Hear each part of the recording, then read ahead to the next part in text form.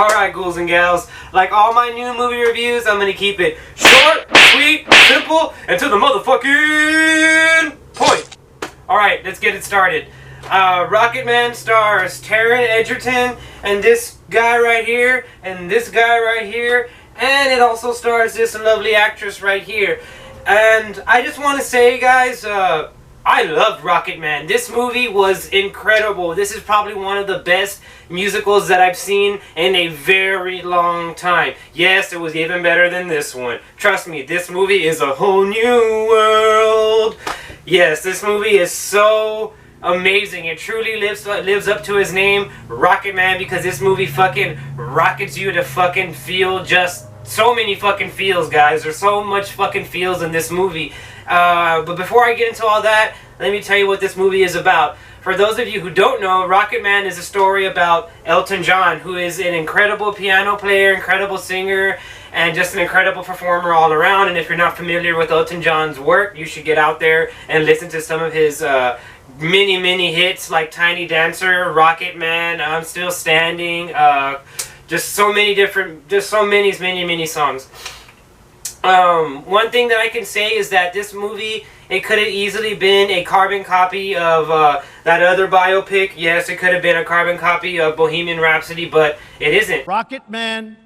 It does something totally different. It does literally the opposite of what Bohemian Rhapsody does. Bohemian Rhapsody, for, you know, lack of a better description, kind of tries to like make everything seem better than it really was and better than it really is, while Rocketman doesn't do that. It just shows you how it was, and it shows you all the bad stuff in Elton John's life. It shows you all the good stuff in Elton John's life, and it shows you everything in between. And I really like that, and I really enjoyed the way that they use his music as a tool for storytelling, instead of just showing him perform shows like how Bohemian Rhapsody did. And I hate to compare those movies again and again, but that's kind of like, you know, the only comparison that I could put, and, you know, compare it to another movie. And this film, like I said, instead of just having Elton John like going away on the piano and playing different shows, it uses his music to tell a story. It kind of, each song segues into a different thing, and each song is conveying Taron Egerton's emotion,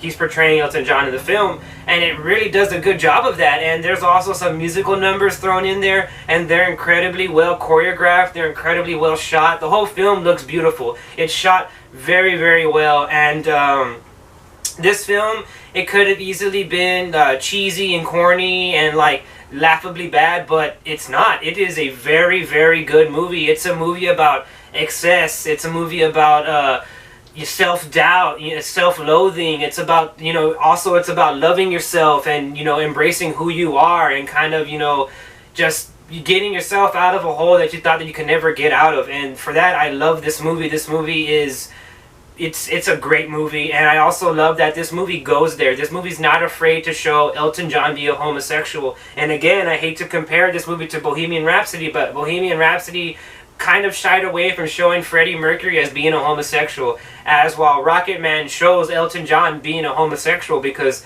that's what he is. He's a homosexual, and he's a loud and proud homosexual. And for that, I love that Rocketman did that. I love that it showed Elton John, instead of just like kind of putting a nice polish on him and glamorizing him, you know what I mean? It just shows him. It shows him at his worst. It shows him at his best. And like I said, it shows everything in between. Everybody in the film brings a pretty good performance. Bryce Dallas Howard, who plays his mom, brings a very good performance. And also this guy who plays Elton John's long songwriting partner, brings a very good performance. And also this guy right here who plays Elton John's like ex-lover brings a really good fucking performance. So good that you hate him throughout the whole movie because he's such a fucking dick, and he plays that part so fucking well.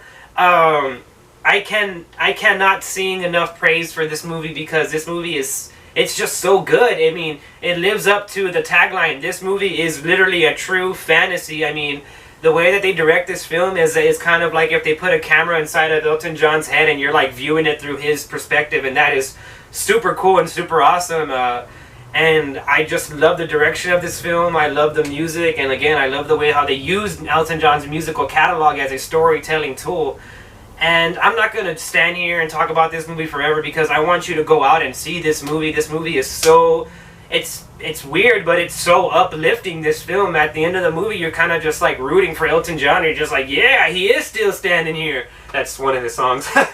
But yeah, I mean, this movie's great, guys. I cannot recommend this movie to you enough. And for that, I'm also going to give this movie an 8.5 out of 10. It is a well worth it watch. I suggest after you finish this review, you get out there and you watch Rocketman. Alright, ghouls and gals, I'm Ryan T, and I'll see you in the next one.